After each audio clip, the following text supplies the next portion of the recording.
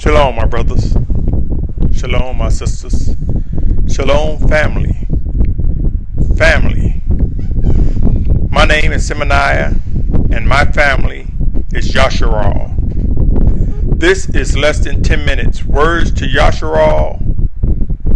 You may ask, who is Yashar'al? Nation of believers. So these series right here are called Less Than 10 Minutes, Words to Yashar'al, Nation of Believers. If you're tuning in for the first time, I am addressing those who seek to worship Almighty Yahuah and accept Yahusha as Messiah, as Mashiach. Again, my name is Symmanayah, and as I do often with some of the previous messages, and that is to say, ask yourself or pray, could this message represent seeds, water, or an increase from above? Seek to discern and execute right rulings on this message. With that said, let's move on. Today is July 19th, 2013. In this segment, we will talk about harvest. And I asked the question, who can discover a functional message? Is there a set-apart feast of harvest? Have the Spirit made alive an abundant message embedded in the text regarding this time? Leviticus 23:22 states, "And when you reap the harvest of your land, do not completely reap the corners of your field when you reap, and do not gather any gleaning from your harvest. Leave them for the poor and for the stranger. I am Yahuah, your Alahym." Have you given thought to what it takes to bring a plant from seed to harvest? The work that was put into nurturing the plant, cutting the weeds away from the plant, making sure the plant receives sufficient water? Have you given thought to the details to make sure that rodents didn't come and steal the plant before it can even reach harvest time? Who has given thought to the details from seed to harvest? Who has given thought to the importance of knowing what harvest means? From seed to harvest, much has been done. Many tasks were accomplished to ensure a bountiful harvest. Yes, man found favor from Almighty Yahuah and thus were able to reap many benefits. I ask you again, have you given thought to what harvest is about? Is it a time of maturity? A time when there is no doubt to the species of plant, for the fruit is now visible and ripe, or the vegetable is now ripe? Who is able to discern the continuity in the flow of the set-apart days from Passover to now to harvest? Do you or can you see the blueprint regarding harvest in maturity?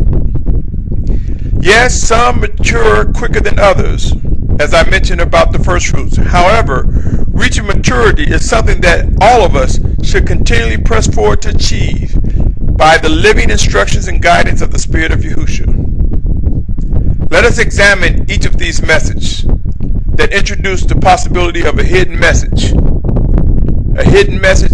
within the feast. Let us really examine these feast days and pray and ask, is it about just fellowship? Is it about just food, or how we should cook an animal or sacrifice an animal?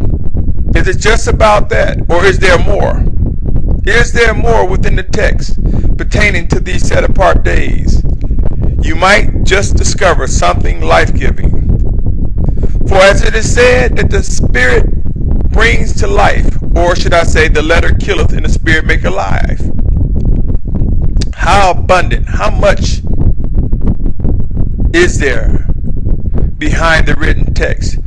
It is the Spirit of Yahusha that can make clear and make known to us what is and what is not right.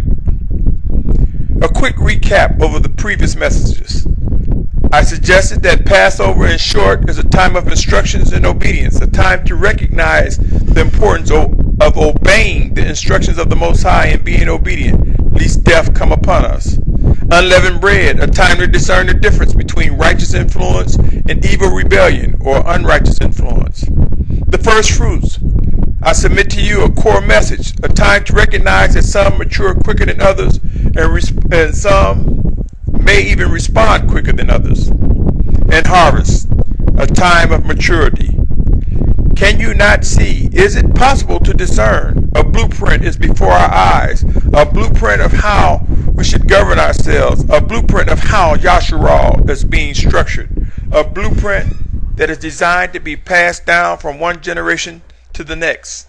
Yes, let us honor and celebrate the set-apart days as instructed, but let us also be mindful there may be a more functional message than just about eating and fellowship. There will be more, my brothers, for we know that there are other set-apart feast days, and I will touch on them. Pray, my brothers and sisters, pray earnestly and ask the Most High, could these words have meaning? Is there any truth to this message? Pray, my brothers.